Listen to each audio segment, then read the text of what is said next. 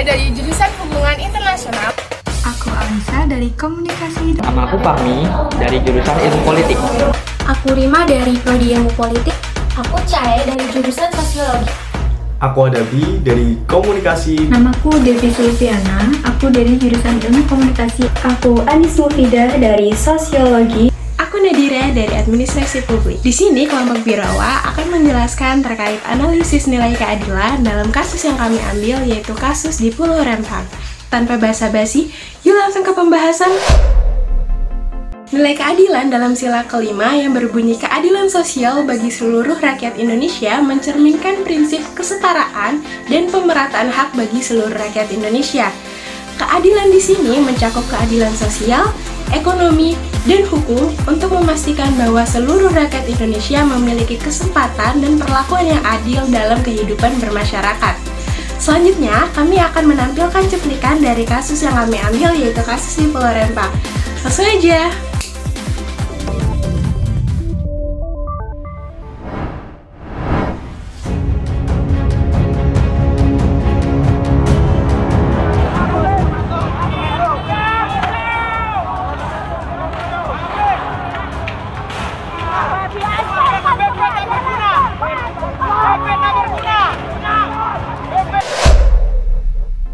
Pulau Rempang yang terletak di Kota Batam menjadi pusat konflik sengketa tanah yang melibatkan masyarakat, pemerintah, dan PT Pembangunan Kawasan Industri.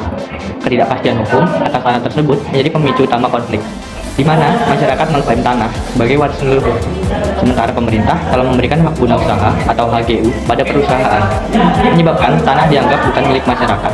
Dua isu sentral dalam konflik ini adalah masyarakat adat yang telah menempati Pulau Rempang selama lebih dari 200 tahun dan pemberian hak guna usaha atau HGU pada perusahaan atas tanah Batam. Konflik ini juga membawa isu relokasi masyarakat dan ganti rugi atas tanah yang mereka klaim sebagai bagian integral dari konflik yang berkembang.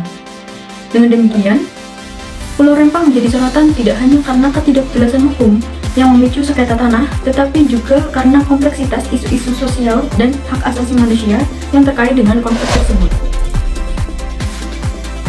Konflik di Rempang muncul karena isu hak tanah, hak asasi manusia, dan kepentingan investasi pemerintah.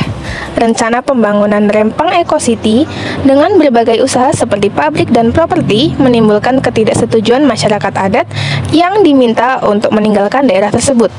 Masyarakat merasa tidak adil karena hak asasi mereka terganggu oleh kebijakan tersebut. Dalam The Conversation, disebutkan bahwa warga sebenarnya tidak mengetahui perihal pembangunan Rempang Eco City dan hanya mengetahui bahwa rumah mereka akan digusur. Mereka juga tidak diberi informasi yang cukup perihal mengapa proyek tersebut memakan lahan yang sangat luas, yakni sekitar 17.000 hektar.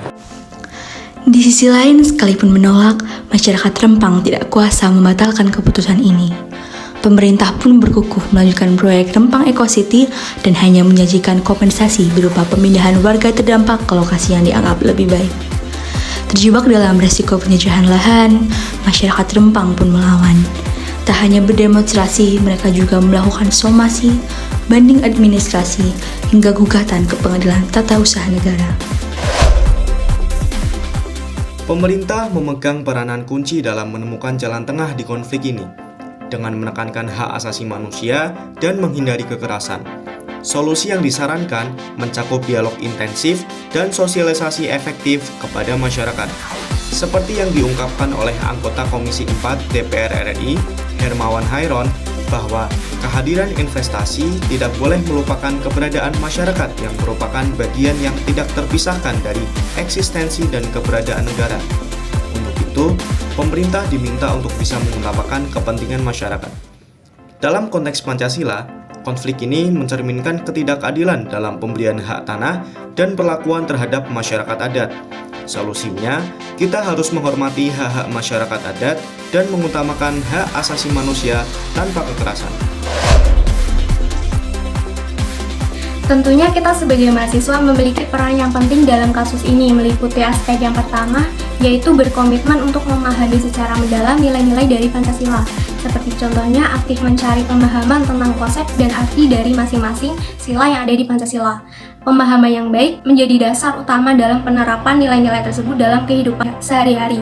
Selanjutnya yang kedua, mengembangkan keterampilan yang berkaitan dengan nilai-nilai Pancasila, dapat berupa berpartisipasi dalam berbagai kegiatan, proyek, atau program yang bertujuan untuk mengembangkan keterampilan seperti gotong royong, kerjasama, dan toleransi, serta berusaha mengintegrasikan nilai-nilai Pancasila dalam praktik yang nyata.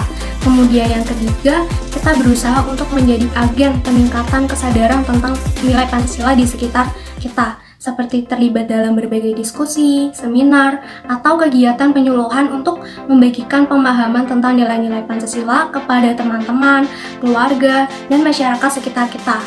Yang terakhir yaitu kita memiliki tanggung jawab untuk menyebarkan nilai-nilai Pancasila ke lapisan masyarakat yang lebih luas, terlibat dalam kegiatan sosial, baik di lingkungan kampus maupun di masyarakat umum. Perannya untuk menyampaikan makna dan relevansi nilai-nilai Pancasila dengan peran ini dan dengan peran aktif ini kita dapat memberikan kontribusi dalam membangun harmoni, kesatuan, dan keadilan sesuai dengan semangat dari nilai-nilai dasar negara bangsa Indonesia. Jadi, kesimpulannya, kasus Pulau Rempang memiliki keterkaitan yang erat dengan nilai keadilan dalam Pancasila. Rencana pembangunan Rempang Eco City yang melibatkan pabrik dan properti menghadirkan konflik terkait hak tanah dan hak asasi manusia. Dalam konteks Pancasila, nilai keadilan tercermin dalam sila kelima yang menekankan keadilan sosial bagi seluruh rakyat Indonesia. Konflik ini mencerminkan ketidakadilan dalam pemberian hak atas tanah dan perlakuan terhadap masyarakat adat. Penyelesaian kasus ini harus memperhatikan prinsip keadilan Pancasila dengan menghormati hak-hak masyarakat adat dan menegakkan aspek hak asasi manusia. Sesuai dengan sila kelima dasar negara kita yakni Pancasila yang berbunyi, keadilan sosial bagi seluruh rakyat Indonesia, menyatakan bahwa seluruh masyarakat perlu mendapatkan hak-hak mereka secara adil. Nilai keadilan memiliki arti yang sangat luas dan penting dalam masyarakat.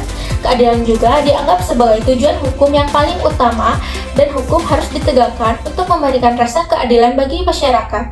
Oleh karena itu, mari kita bersama-sama wujudkan Indonesia hidup dalam masyarakat yang adil dan sejahtera.